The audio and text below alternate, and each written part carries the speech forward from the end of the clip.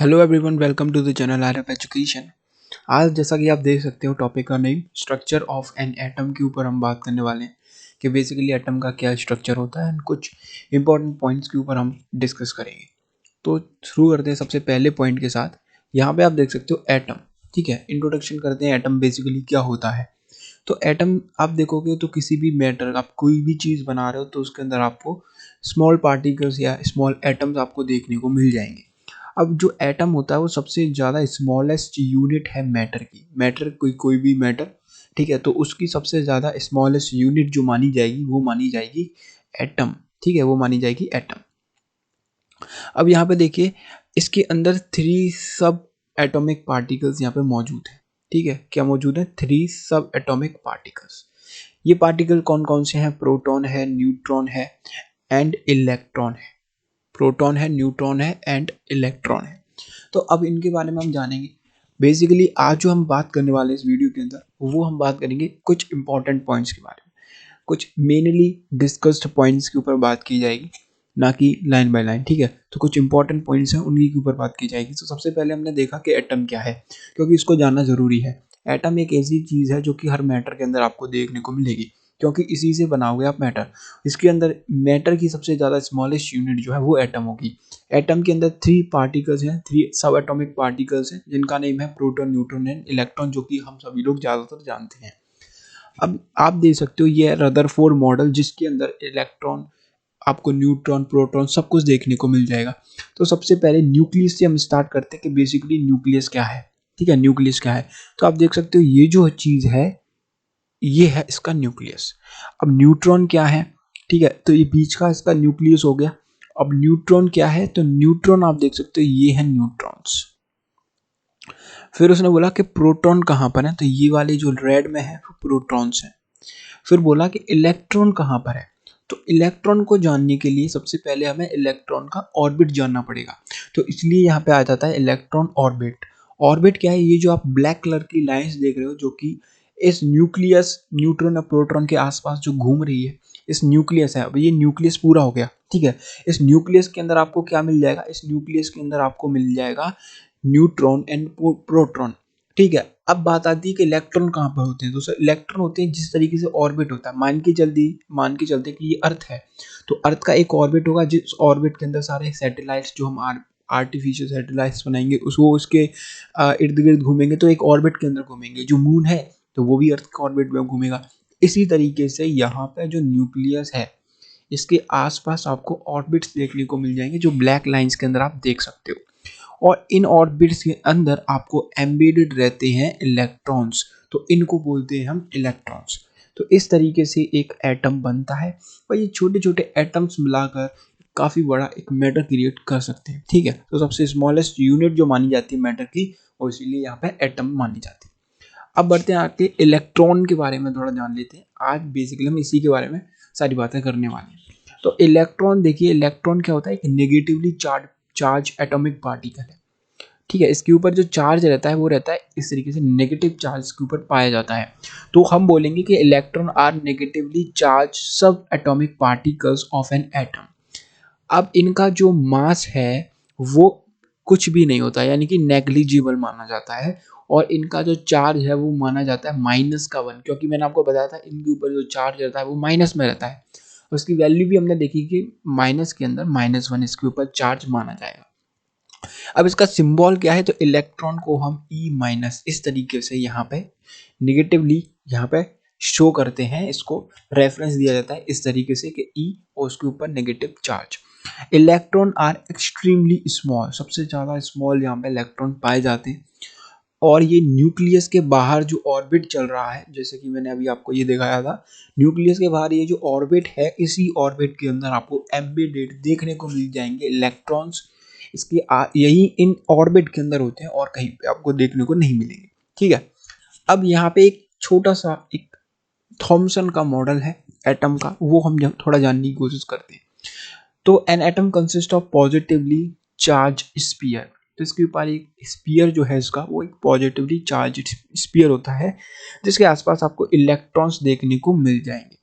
Negative और positive charge इसके अंदर होते हैं, जिसकी वजह से इसका मैग्नीट्यूड जो है वो बराबर रहता है।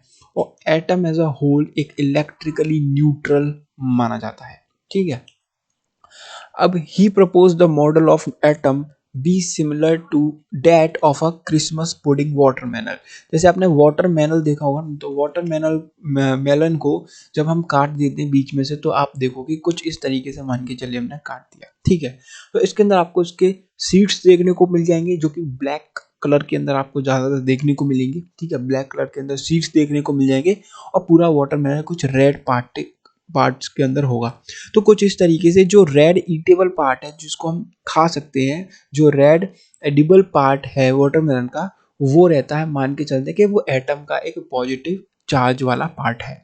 और जो ब्लैक सीड्स हैं वो वाटरमेलन के जो ब्लैक सीड्स हैं वाटरमेलन के, तो वो इलेक्ट्रॉन्स यहाँ पे बोले जाते हैं कि इस तरीके से इलेक्ट्रॉन्स आपको एटम के आसपास देखने को मिल जाते हैं। ठीक है, अब आ जाते हैं हम रेडियो एक्टिविटी क्या होती है। तो रेडियो एक्टिविटी एक ऐसी प्रोसेस होती है जो कि लॉस करती है एनर्जी को, ठीक है, न्यूक्लियस में से।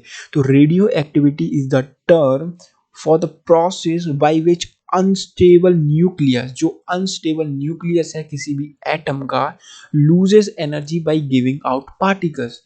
मतलब कि मान के चल देते हैं, एक छोटा एग्जांपल मैं आपको देता हूँ कि एक दो एटम है, इस एटम के पास 4 इलेक्ट्रॉन है और इस एटम के पास 5 इलेक्ट्रॉन है। मैं बोल रहा हूँ कि इस एटम को अगर मैं 5 इलेक्ट्रॉन दे दूँ, ये मैंने इमेजिनरी लिया है। ठीक है, तो अगर मैं बोल रहा हूँ कि फर्स्ट वाले एटम को मुझे 5 इलेक्ट्रॉन देने हैं, इसके पास ज़्यादा है, ये अनस्टेबल है, इसको स्टेबल बनाइए, इसको 4 दीजिए। या फिर इस एक तीसरा एटम बना लेते हैं। ठीक है, इसके पास 3 ही है, तो मैं बोल रहा हूँ कि सभी के पास 4 करिए, 4 एटम करिए। तो अब ये रेडियो एक्टिविटी यहाँ पे बोला जाएगा, यानी कि ये अपना एक इलेक्ट्रॉन यहाँ इसको देगा और यहाँ पे भी फिर +1 होकर 4 इलेक्ट्रॉन यहाँ पे हो जाएंगे, यानी कि 4 यहाँ पे, 4 यहाँ पे, 4 यहाँ पे, अब जाके यहाँ पे स्टेबल हुआ है। इस तरीके से ये देखा जाता है।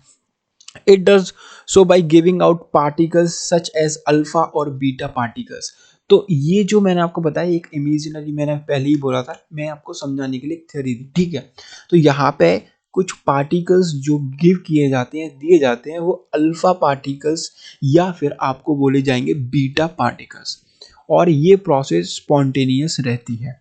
ठीक है, an atom is unstable if the nucleus. अब ये बात होती है कि अनस्टेबल एटम कब माना जाएगा, एंड एटम का न्यूक्लियस अनस्टेबल कब माना जाएगा, वो जब माना जाएगा an atom is unstable if the nucleus has an imbalance.